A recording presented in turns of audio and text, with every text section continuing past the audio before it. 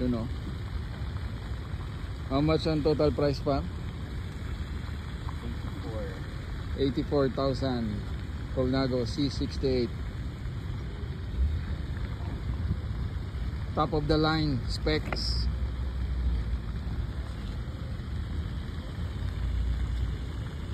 SRAM red, E-top, OSPW, ceramic speed, lightweight.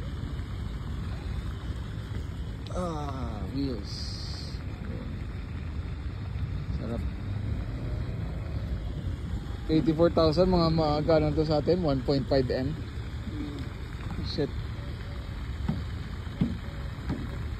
So what's up guys, the Beard Biker here. So meron tayo dito ngayong SRAM red axis na RD. So i-upgrade natin siya ng ceramic speed oversized pulley. So check this. Let's check this one first. So this video, ituturo ko sa inyo kung paano mag-change ng pulley. From ito, ikakabit natin dito, papalitan natin to. Okay? So first, mag-ano tayo muna, unboxing. So inside the box, there is a pulley wheel oil to. Ito pala pulley wheel oil. Ito yung oversized pulley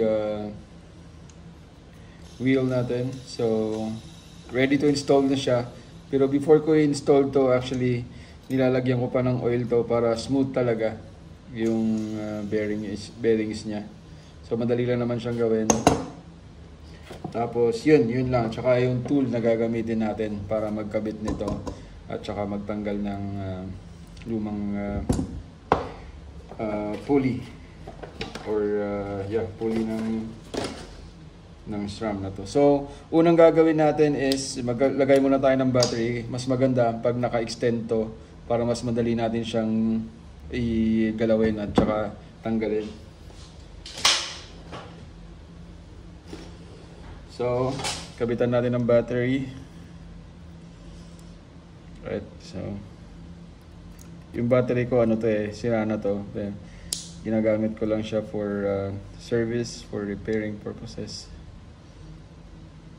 Yun, gumagana siya. Yan, mas maganda kasi naka-extend siya para mas madali mong matanggal yung mga gusto mong tanggalin.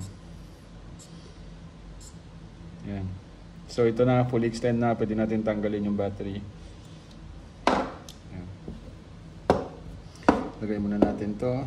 Tsaka i-cover lang natin to to protect the terminals na hindi ma-damage or ma-ground or something. So ito, gagamitan natin ng 3mm hex. 2.5 pala guys, 2.5. Yan, so tatanggalin lang natin dito.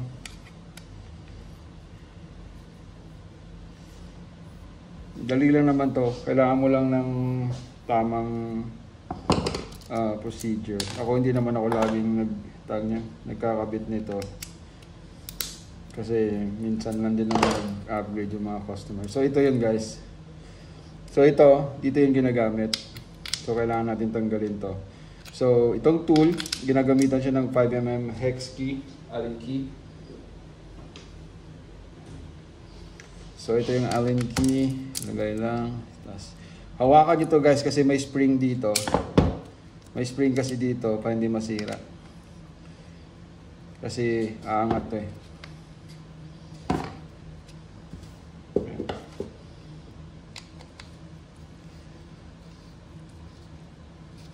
Yan, once na umangat na siya, pwede mo na siyang tanggalin. Slowly, para hindi masira. Yan.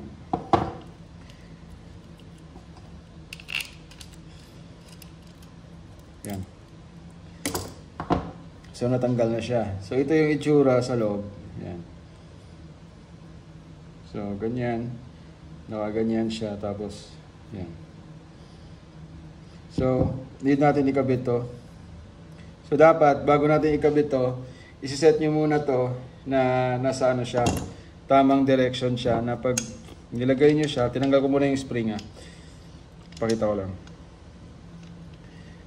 Na pag nilagay mo siya guys, is nasa tamang setting siya. Dapat nakaganyan eh. Sina mo, hindi ba siya pantay? So, kailangan natin i-adjust to. So, yung ginagawa ko, para hindi to masira, minsan kasi mahirap to eh. Tinatanggal ko to guys. Tapos kakabit ko na lang later on. For safety lang na hindi masira yung edge na to. Kasi dito sumasabit yung spring. Yan. So, dapat ganyan. Oops. Ganyan yung nakapaglagay guys. See? Ganyan siya. So, yung stretch nito is from dito, dapat gumaganon siya. Yan. Yung stretch niya is from dito, let's say ito, dapat ganyan siya. Yan. Kasi, yan yung play ng tawag niyan. Play ng pulley natin. Yan. Okay? So, set aside natin muna to. So, at least, na-set na natin yung tawag niyan. Na-set na natin yung paglalagyan niya, which is okay na siya. Flush na siya dito. Dapat naka-flush kasi ito. And, dito siya. So, set aside. Balik natin yung spring. Dapat yung spring is nandun din siya sa may butas niya. Yan. Lagay natin muna dyan. Set aside. So, ito. Bubuksan muna natin to guys. So, need natin is 2.5 Allen key at saka 2 mm Allen key.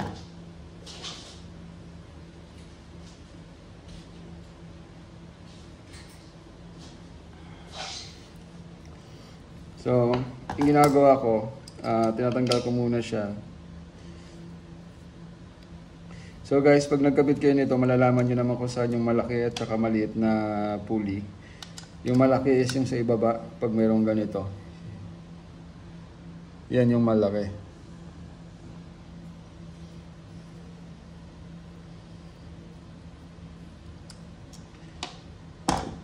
Yan, tapos ito rin, tanggalin din natin to.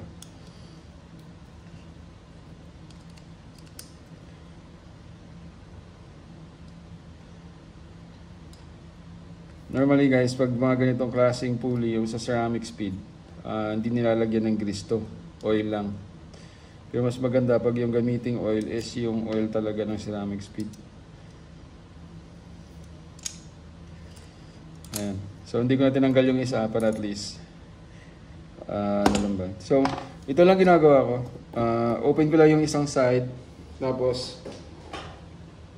kukuha lang ako ng cutter at tatanggalin ko lang yung bearing cover niya. So alam niyo naman kung paano magtanggal ng bearing cover, right? So pag nagtanggal ng bearing cover is sa inside kayo susungkit, wag sa outer part. Kasi yung outer part is matigas, yung inside part is malambot. Yan. Tapos lagyan lang ng oil. Yan. Although may oil na rin siya, pero since na maglalagay ka na rin, ikakabit mo na rin, maglagay ka na lang din ng extra para at least panigurado na nilagyan mo. At yung ceramic speed is lifetime warranty.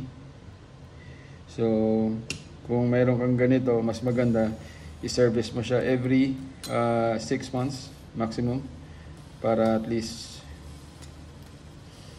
gumanda pa yung lifespan niya or humaba pa. Yan siya guys. So, see? Ibang-iba siya pag nalagyan siya ng oil. Mas maganda yung ikot niya. Yan. So, yung gagawin natin is by the way guys, so sa pag ano pala, kailangan din pala tanggalin talaga to. Kasi ikakabit muna natin yung isang face ng cage. So, kailangan talagang tanggalin.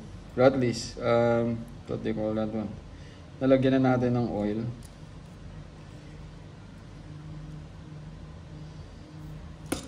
Ayan. So, buklasin na natin. Kasi, kakabit natin to dito. So, kanina, naikabit na natin. So, normally ito guys, may dalawang klaseng butas to. High at low.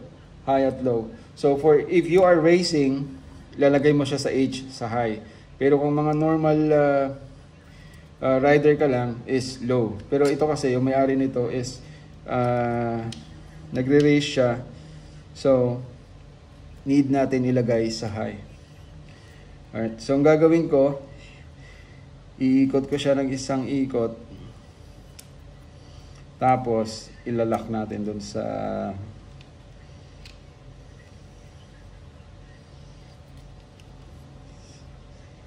yan. Medyo tricky yung part na to, guys. Kasi kailangan mo siyang ma-shoot. Halimbawa, ito na-shoot ko na siya. So, ilalak na natin ngayon yung what do you call that one? Yung bolt dito. Ayan. So, once na nalock mo na siya, huwag mo muna siyang bitawan, guys. Hand tight pa lang yon kasi need natin ilagay yung stopper dito. So medyo yung ginawa ko is yung easiest way to para walang masirang parts.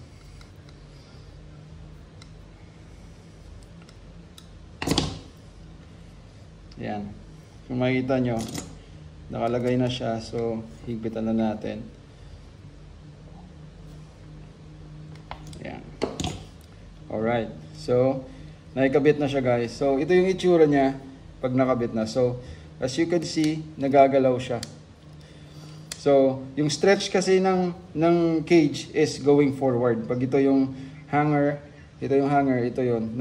Nag-stretch siya ganyan na as long pag pinapunta mo na yung gear mo, yung RD mo sa low gear, gaganyan siya. So, yan yung pinaka minimum niya sa heavy gear na position, ganyan. Ganyan siya. So, ihigpitan na lang natin to, guys. Yan. Hand tight. Normally sa 10 to 12 Newton meters to. Pero pag once na nahigpitan mo na, okay na. Yan.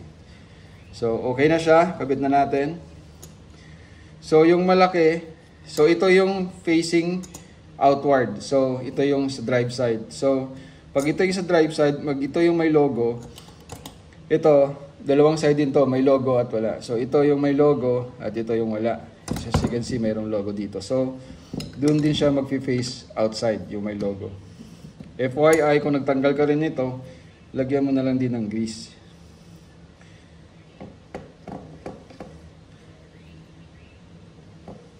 Kahit konti para hindi dumikit. Yan. Okay? So kabit na natin. Alright. Very, very nice. Ganda pa ng tunog. Cover.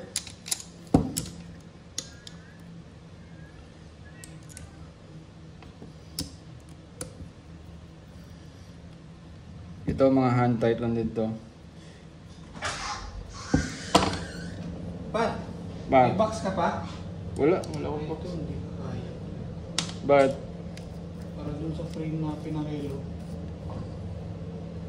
wala akong box. Sa loob may box doon ano na lang natin, i-resize.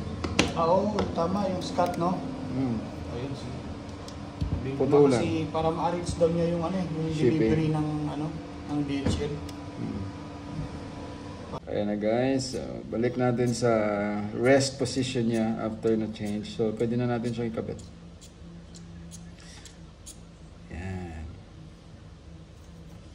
O, di ba? Simple. So, nakabit na natin yung bagong OSPW na ceramic split. Alright. So, yan lang, guys. Ganyan lang yung magkabit. So, pwede na natin siya ilagay dito. Yun. Papakita ko sa inyo yung finish bike pag nasa-assemble ko na lahat. Maganda kasing bike na to. Colnago C68 yan, guys. Maraming salamat. Don't forget to subscribe and hit the like button. Tapos share nyo rin yung video. Thank you.